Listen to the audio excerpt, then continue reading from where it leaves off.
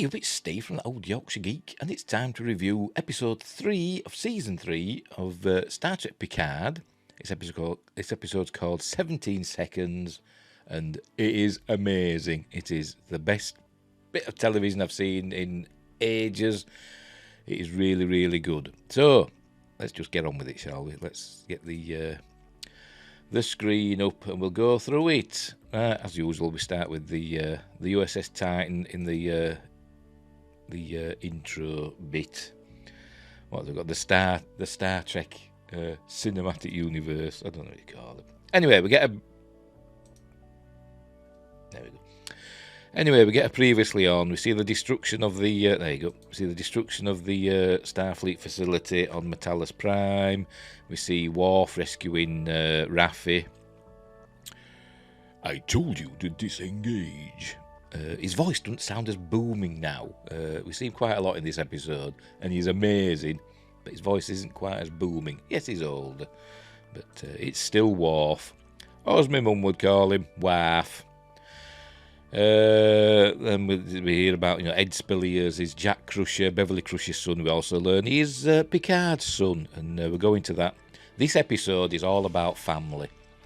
This episode, I suppose, the series is all about family because previously we'd learned that Raffi had basically sacrificed her family, not their lives, but her being with her family for a Starfleet career and drugs. So here we're finding out that. All about Picard's family. And there's a little scene with Riker and Picard when they're celebrating the birth of Riker's son Thaddeus, who we learned in the first season of Star Trek Picard. He died. He passed away. Anyway, so here we go. This is. Captain Shaw asking, why is he so important? It's because he's my son. And then they're heading to the nebula. The Shrike has arrived, captained by Captain Vadik. We don't know anything about her. We'll learn something more about some of these bad guys later on. Shock, horror. But then into this nebula, which turns out not to be a nebula as such. It's some, it's an anomaly. I think it's some big life form because they say it's got electrical and biological energy, so it's going to be a big life form in it, which we have seen before. We have seen life forms that look like nebulas before. Voyager were trapped, kind of trapped in one, wasn't it? Right, so they head in. The Shrike's after them, firing and firing and firing. Obviously, it's going to be a little bit like Star Trek II, The Wrath of Khan. The sensors won't work inside the nebula. The view screens are all crackly and stuff. So it's a little bit like that. But somehow, the Shrike is still is tracking the Titan because they think they won't be able to find the Titan in there. But somehow the Shrike does. We find out why later. Jack's trying to help in sick bay. Jack and Beverly. So they're helping out because there's a lot of injured heading into sick bay. So they're trying to avoid contact with the Shrike because the Titan, it's a decent sized ship, but they keep saying it's not the Enterprise, but they must be able to defend themselves. All Starfleet ships can defend themselves. I mean, it's not exactly an Oberth class ship, is it, or a little. What's the other one? I can't remember. Nova, is it Nova class? Yeah, it's not a Nova class ship, is it? Like the Equinox, that's limited firepower. I mean, it's a decent vessel. It's got 500 people on after all. Anyway, Riker and Picard are offering their advice to Captain Shaw, and he's more amenable now. He does lighten up. He does lighten up in this episode, but they're heading deeper into the nebula, so we'll get to the opening titles, which still bring a little tear to my eye. Actually, this episode brought more than one tear to my eye. It's really, really good. And then we go to before, no specific date, but this is when we're in a bar. Is it Guinan's? I don't know. Probably. I don't actually know where it is. But de-aged Riker and Picard. They're celebrating the birth of Thaddeus, so they're having a whiskey. And it's all talking about family and becoming a father and how other responsibilities go out the window as soon as you've got a son. Which is true, any father will tell you that, but I'm not sure about the de-aging. It looks a bit too de-aged. I mean, he looked more wrinkly than that in Nemesis, didn't he? But never mind. By the way, he's captain of the Titan at this point. There we go. So they're celebrating. De-aged. Looks almost like the de-age they did on him in X-Men Last Stand, and that were ropey, wasn't it? But never mind. That's what it should be like. That's more like it. I think they've missed a frame there. Right. Then Deanna calls them. Let's have a look. See if we can get to that bit. No, see, I've gone too far because I'm a bleeding idiot. Deanna calls them on some sort of holographic display. Where is it? There she is. She's saying Thaddeus has thrown up. And he's got to get back to the Titan. Presume it's in orbit. So he sets off. By the way, she's a terrible actress. She's awful with Marina Sirtis. She's not got any better over the years. She's terrible. I'm sorry, I'm not a fan. But there we go. Then we go back to now. It says present day in a minute. Anyway, and then we see the Titan. And warming to this ship. I still don't like that. That engineering hull where the deflector, the main deflector is. It's a bit, but it doesn't look too bad there because it's obscured a little bit. But it's a cool ship. Anyway, they're not really moving at the moment. They don't seem to be. Anyway, they're like holding position. They think they're hiding. This fella. Hang on, see if we can get a look at his face. I've gone too far, I think. The moment I saw him, actually, I think we saw him in a previous episode. I thought, because he does look a bit familiar. I've seen him in something else, but I don't know what. No, never mind. But I thought he looks a bit shifty. There he is. You can't see him for me. Hang on, let me move him over a bit. There he is. We saw him in a previous episode. Obviously, he's a lieutenant. He's got he's an ensign, isn't he? He's got one pip. But he seems a bit shifty. He corrects this young officer here. They're looking out one of the windows because the view screens are not working and sensors are not working. So they're looking for the Shrike, visually through the windows. And she starts to say, no sign of and he corrects it, says no visual contact with the Shrike yet. So he's a bit of a knob. And we find out he actually is. Right, so they seem to be safe for the time being. There's no sign of the Shrike, so Shaw relieves 3 of the officers. LaForge, I can't remember the names of the others, the Bajoran chap. I think it may be half Bajoran. No, you can't see him, but he's over on the right-hand side. He's over there on the right-hand side. It's called Matthew, so I wonder if he's like half Bajoran. I don't know. And I'm sure he's wearing his earring on the wrong side. I'm sure it's supposed to be that side. I'm sure it is, but he's got it on that other side. And one of the others, the Haitian or whatever they call it, woman, officer, he relieves them, says, you've been on duty for 36 hours straight, go get some rest while you can. So there you go. Then we cut to, I think 7 in her quarters. There's a little model. In a minute. So I'm thinking, is that a window or a view screen? I'm not entirely certain. I suspect it might be a view screen. I don't know, but I hope it is. Because if it were a window, you'd think they'd just turn off the view screen, wouldn't you? Because it's all crackling and doing all that. And you think they'd just turn it off and... or maybe they are doing, maybe it's just an overlay. I don't know, but I don't like bridge windows. There we go, here's 7. Oh, there we go, we saw the... go back again a bit.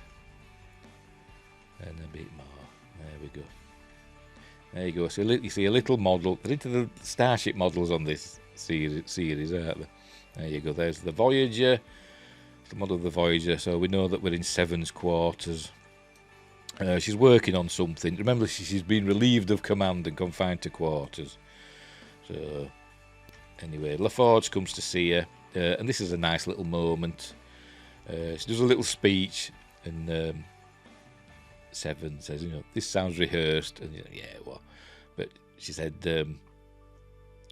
she understands why Seven tried to help her friends, and she said, my dad, remember her dad's Geordie LaForge, my dad said that, they do anything for your friends, so she understands. And the LaForges have always found it hard to make friends, but when they do, they'll do anything for them. So she's basically saying she's Seven's friend. And then Seven, a little tear in her eye, and a little tear in my eye, said, thank you, Ensign. And he said, he says like, don't mention it, Commander Seven. I thought, hey! So there we go. So that was a nice little scene. So off she goes to get to her quarters to get some rest after that. In a moment. And then what happens? This is Picard goes to see Beverly. He wants to talk to Beverly, obviously, because he just found out he's got a son. Jack's all smiling. He says, anything you say to me, Mum, you can say in front of me. And she says, no, go on. Bugger off. So they have a little chat, and we find out that she got pregnant. It's not like a weird cloning thing, which I suspected it might, because in the credits, the end credits, we see like a DNA thing for Picard and that, and I thought, did she like do some weird cloning thing? Or like artificial insemination, something like that. But apparently not. She got pregnant the natural way when they were on shore leave, just before she left the Enterprise, and she found out, afterwards that she was pregnant, and she was going to tell him, but then, things kept happening, so she couldn't tell him. Picard's life was always in danger. There were always people trying to kill him because he was Picard, and in the end, she thought, if my son, she wanted to protect her son, from the dangers that being a Picard would bring, because people are always out to assassinate Admiral Picard, be it Romulans or others, so that's why. But he says it's a bit like Star Trek 2 with Kirk and David. I've said this before in the previous episodes. It's a little bit of a retread of Star Trek 2. He says, if you had told me, what could my life have been, it'd have been different, I would have been different and all that. And, it's a nice little scene. So, emotional. It's a very emotional episode, as well as action-packed. But they're all, talking about that. There he is, the pain in his face. Good bit of acting from Sir Pat. And a good bit of acting from, what's her face? From Cheryl, from Gates McFadden. There we go. So it's quite a long scene. That's what they're talking about. What could have been? But, he's there now, so he's got his son. Oh, and she did say that when he was old enough, he asks as well, the Picard, he says, what's with the accent? Jack's accent, because he's got an English accent. But if we were reared with, Beverly, you'd have thought he'd have picked up her accent, the American one or whatever. But she said, he went to school in London and never shook the accent. So that's their explanation for that. Plus the fact he's an English actor. Riker and Jack have a little chat. They're waiting outside, and so they're getting to know each other a little bit. It's obviously Riker's seeing bits of Picard in Jack, in his mannerisms and the way he is, and the way he looks as well. I suppose he does look a little bit like the actor that played the young Picard in the episode. I forgot what it's called now. The one where he gets an artificial heart. He gets stabbed through the chest by a Nausicaan. What's that episode called now? Can't remember, but never mind. It does look a little bit like them. At least he's got hair. Then what happens? He keeps talking about the crew are like giving him the side eye, and says, "Well, they want to know about the man. They've been like charged with protecting. And he says, I didn't ask them to. And Riker says, well, now you know it's happened. Now what you've got to do is make them feel good about that decision. So basically prove that you're a good man, which he does. He is a good man. There's the Titan in the nebula. They're still talking. This is where he asks. It's where they're talking about, he asks about who Vadik is and why she wants Jack. And Beverly thinks it's not really about Jack. It's about Picard. She thinks, but she doesn't know, what they're really wanting. She tells her about that the Fenris Rangers boarded them, and then the next day it was Klingons, and then after that it was Starfleet. We learn why later on. My theory were incorrect. I suspected it might be like something to do with holograms or something like that. I'm wrong. But anyway, all these different factions keep stopping us, which is why she said trust no one when she sent the message. But she doesn't know what they want with them. Right, so that's where they asked about the accent. And Picard comes out and kind of doesn't talk to Jack. They look at each other, but Picard says, walk with me, Will. So they head to the bridge. Riker's telling him, saying, he's your son, you've got to talk to him. You might never get these chances again. So he understands, but, they've bigger fish to fry. So they head back to the bridge. Is this where they get attacked? Yes, they get attacked again. The Shrike finds them, and it unleashes a volley, and Shaw gets injured. There's all blood all coming out of everywhere in his mouth and everything. He's got internal bleeding, we find out. Anyway, he gives command of the Titan to Riker. Hands over his command codes to Riker.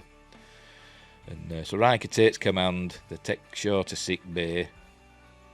And Picard is he's helping out, and so he's the captain. And Picard says, "You should call me number one," which were a nice little thing.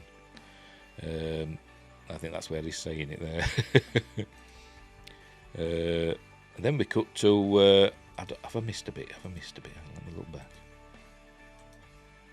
Because they do escape the Shrike. It might be the next bit. Yeah, I think it's the next bit.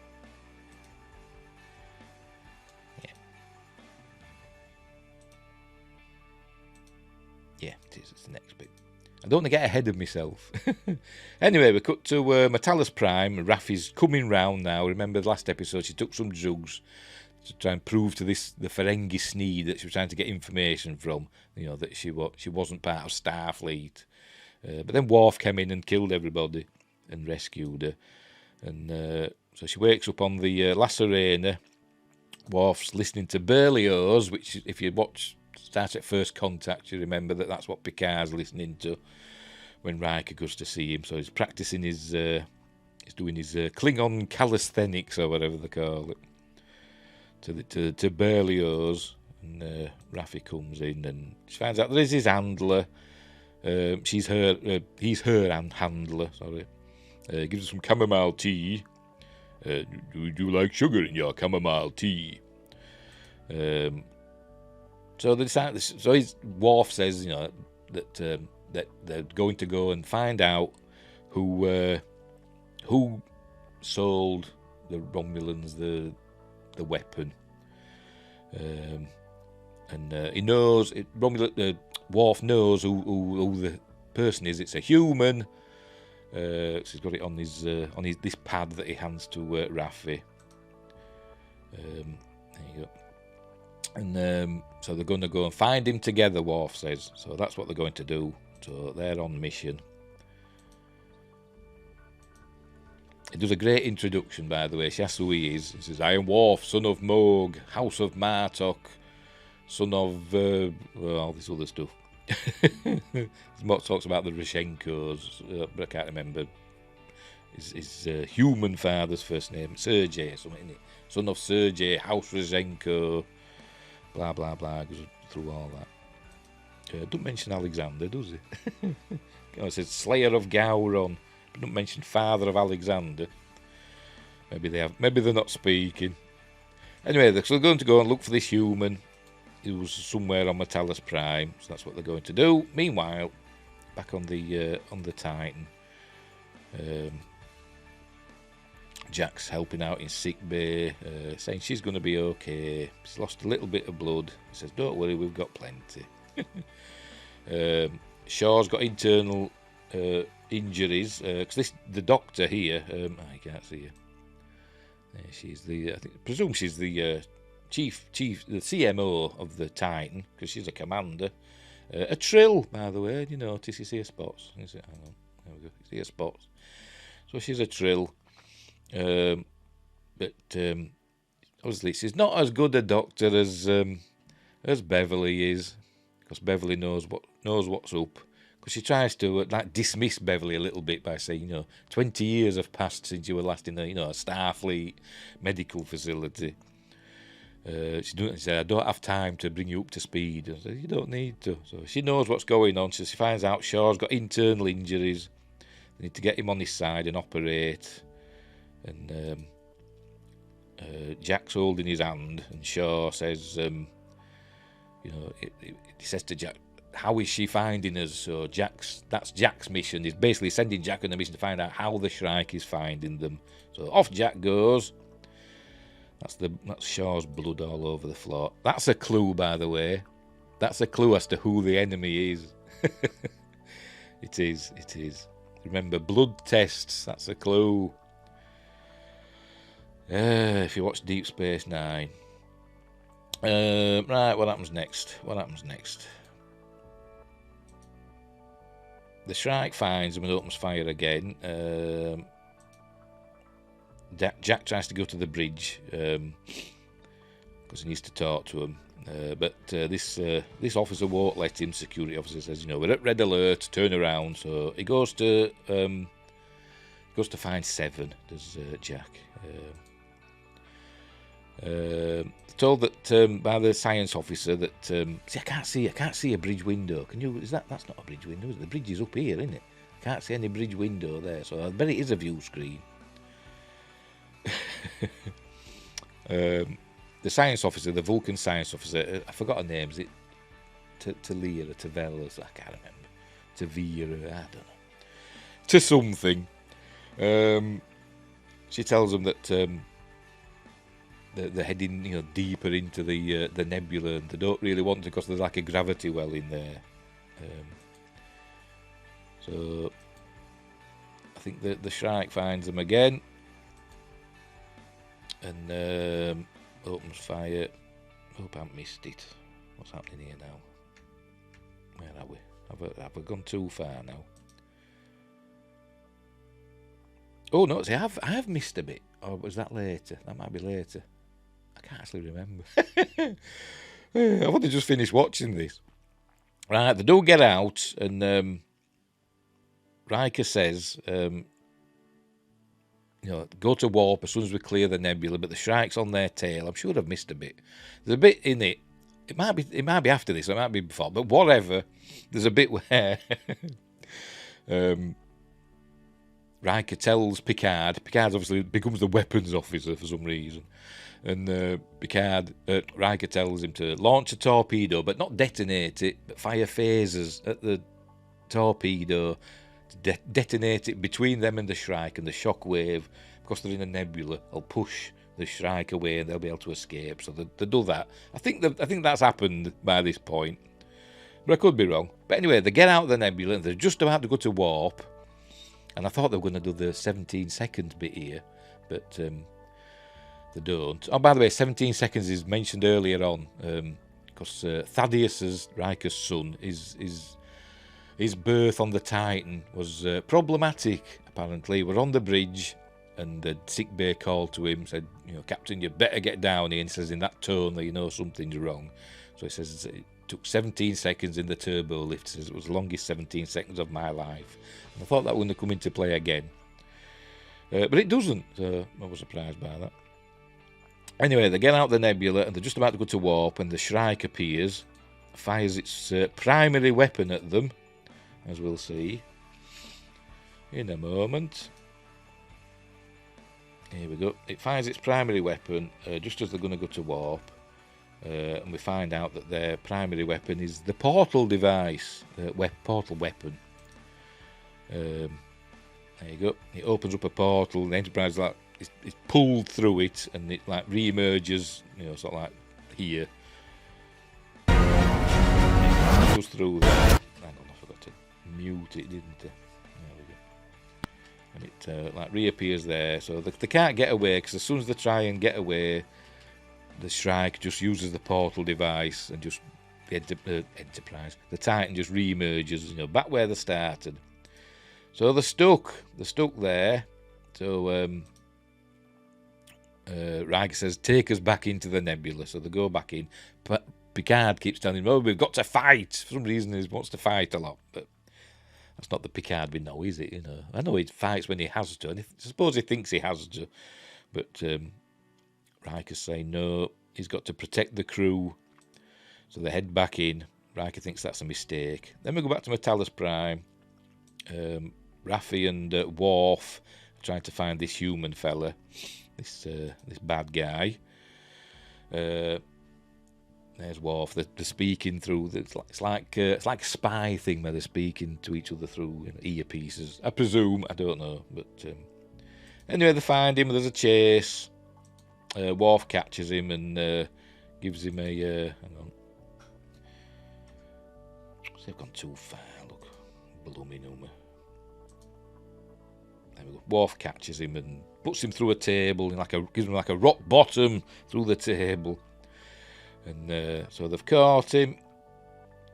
Worf makes a quip. Earlier on, Raffi had said about his clothes. He says, "What sort of clothes are those?" She says that it's like Klingon battle dress or something. He says, "No, this is casual wear." And she says, "Well, what for? Tuesday beheadings." And after he captures this human, he says, "Beheadings are on Wednesdays." So very amusing. Klingon humour. Right, so they're back inside the nebula again. Here we go. This is Jack goes to see Seven, and he wants her advice, basically. Pardon me. He wants to know how the Shrike can be tracking them. Is there some way that the Shrike can track them that might be invisible or undetectable or something like that? And of course Seven knows, because she's super brainy. She says it's like Verterium, something like that. I'm probably getting that wrong, but something beginning with V. And it's it's used in the warp coils, and that can be detected. So if they've got a leak, so he says we must have a leak, or we've got a leak. So they have to go and find out where the leak in this Verterium or whatever it's called. So that's what they're going to do, but they've got to get past the guard. So Jack knocks him out with one punch. Because the guard says, so the captain's orders still stand. You're not allowed to leave. And Jack says, well, the thing about that is, knocks him out to his spark. Or rather than drag him into the room, into Seven's quarters, they just leave him there in the corridor, I suppose. There's no time to waste. So there he is. So they head off to somewhere. I presume it's engineering, and they go into this room here, and they put masks on because there's this gas, Verterium gas. I'm saying that wrong probably, and it's poisonous. And they find out it's sabotage. There's a saboteur on board. So Seven goes to sort that out. She goes into the next room to shut off the leak. She gets on the blower to Riker and Picard, saying they've been able to track us because of the leak, but now I've shut that off, so they can't track us anymore. So Picard says now we've got to get behind the Shrike to and open fire with everything we've got. But Riker's not certain. He says we've just got to get out of there.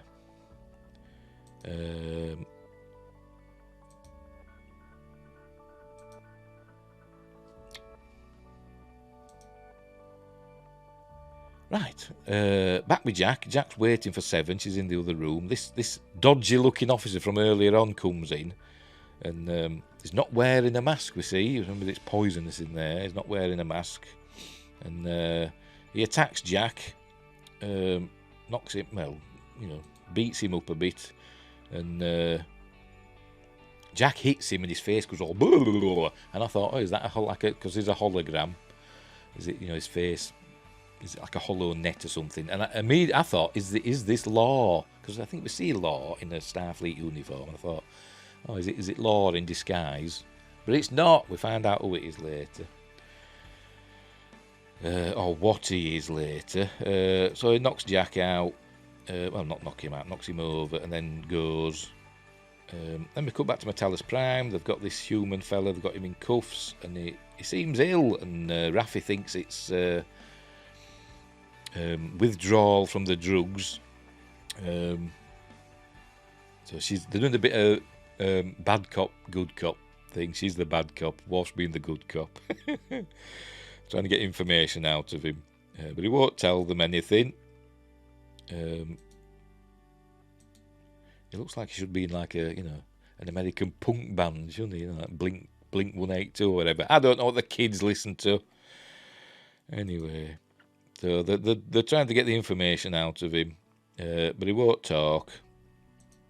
I think all he does say, I think, is the weapon that was the portal weapon wasn't the main thing that they were after.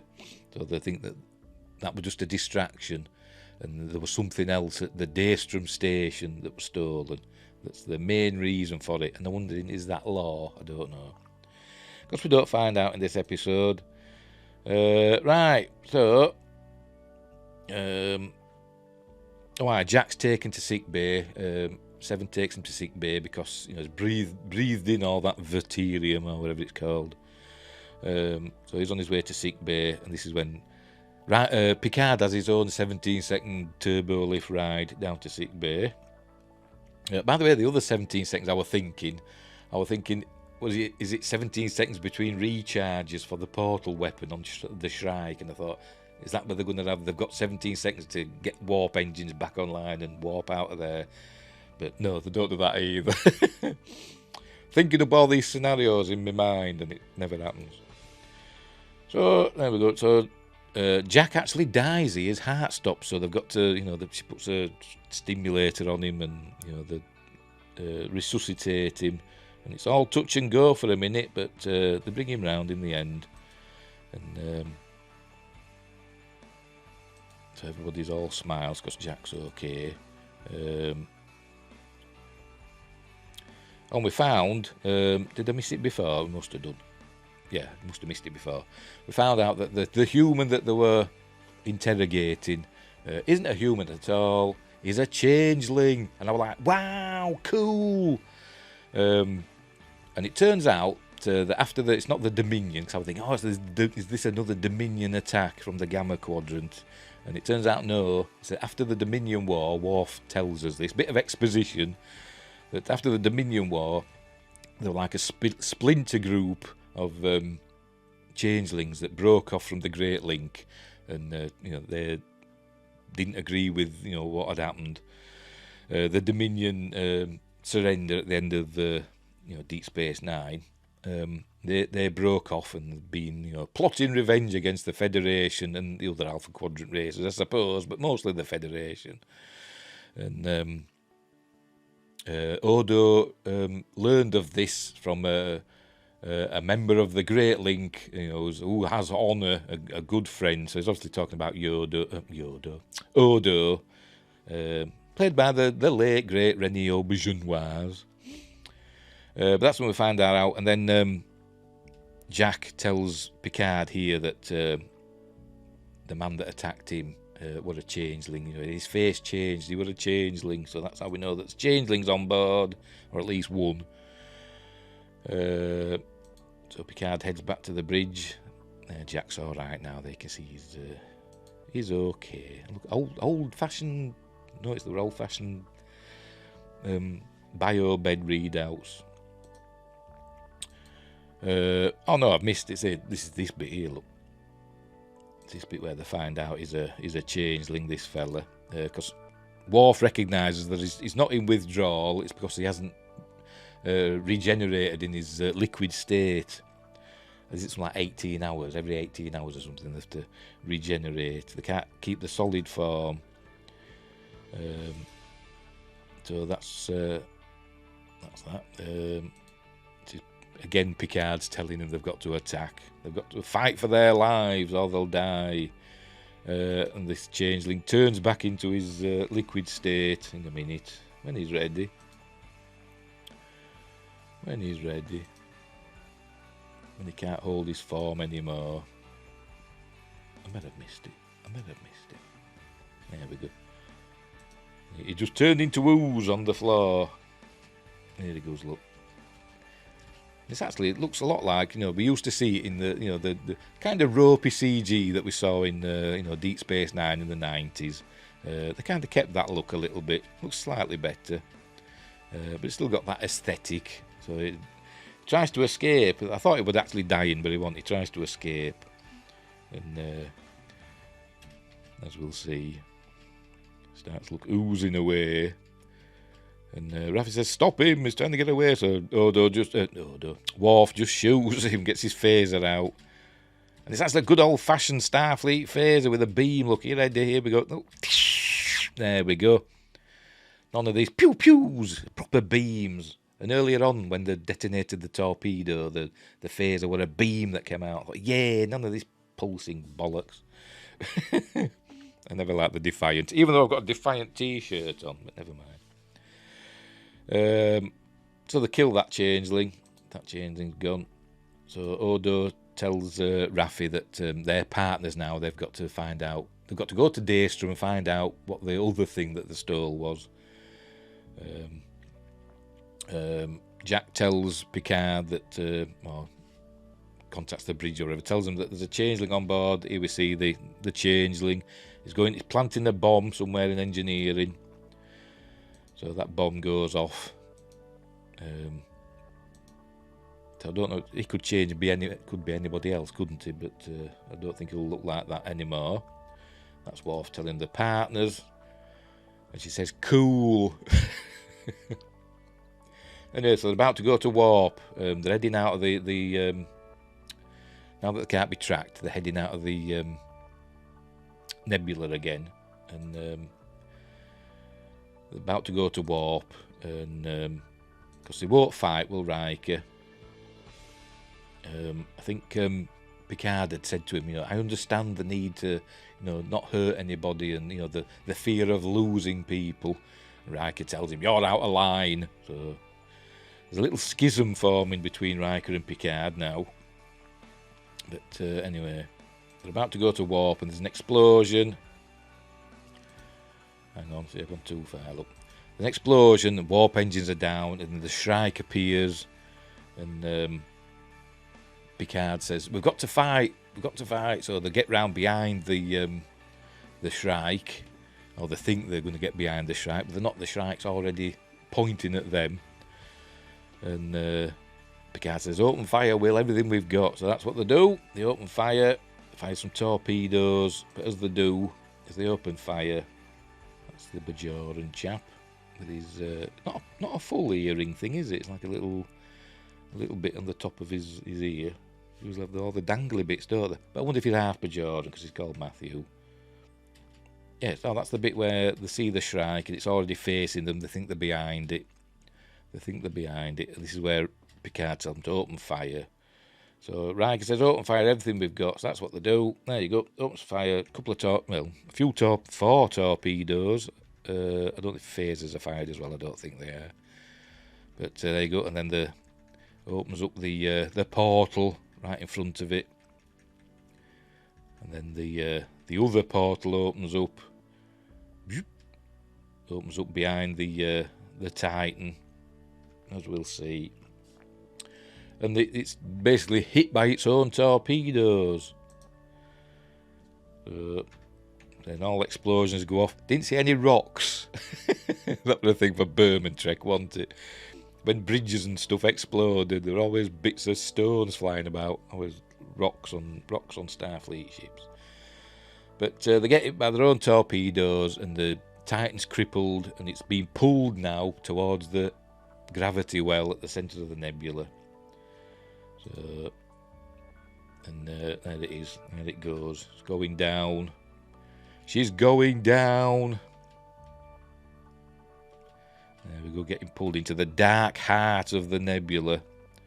But as we know, it's not a nebula. By the way, I forgot to mention that while Jack was kind of semi-conscious, and after the changeling attacked him, and he'd been breathing in all that gas, he kind of had a vision. He saw Seven, but then behind her were all these tendrils, and she said something. I can't remember what she said now, but you know, something with branches, I think, or something like that. I can't remember. She says something anyway to him, you know, kind of cryptically, and then you see a door opening slightly, the shape of a door with light behind it opening, and then, you know, real Seven appears and says, "Jack, wake up," and all that. She drags him out.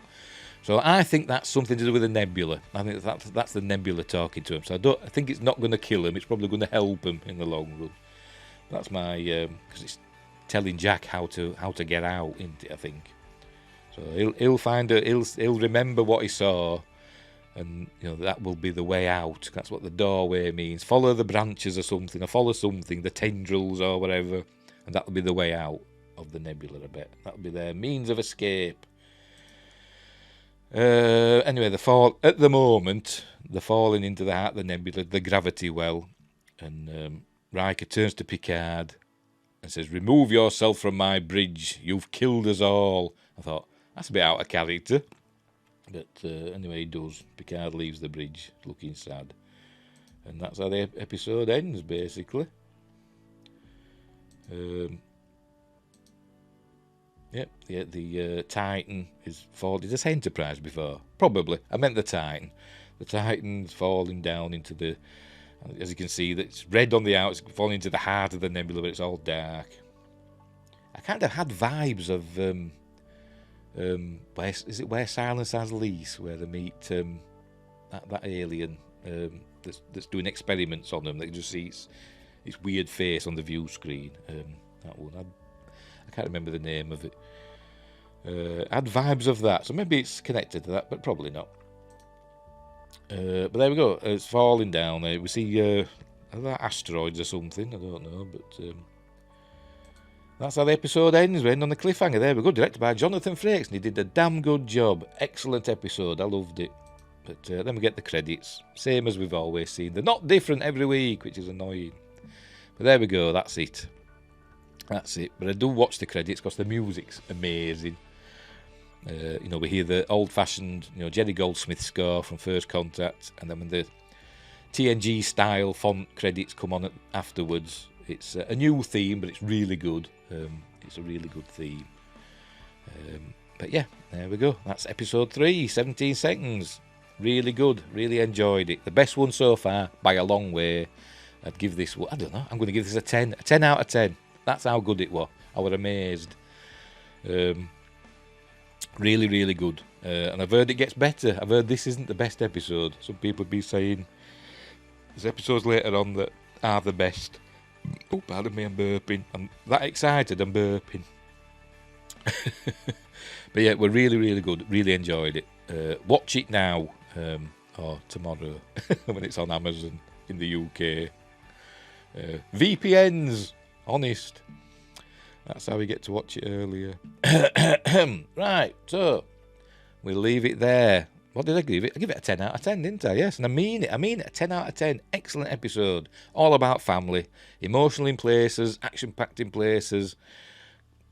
Great stuff. Just great stuff. And, it's Star Trek. I know a lot of people say, oh, well, Star Trek's not all about the action and stuff, but it's not in this one because it's about family. And it's about responsibilities and consequences of your actions and changelings. So it was really good. Really good. I'm hoping. Do we get to see Deep Space Nine? I don't know, because that's the doorway to the Gamma Quadrant and the other changelings, isn't it? So Do we get to see Deep Space Nine in this season? I hope so, but probably not. Probably not. Pipe dreams. Right, we'll leave it there. We will leave it there. So, thanks for watching, wherever you are in the universe. Look after each other, and until next time, I'll say this.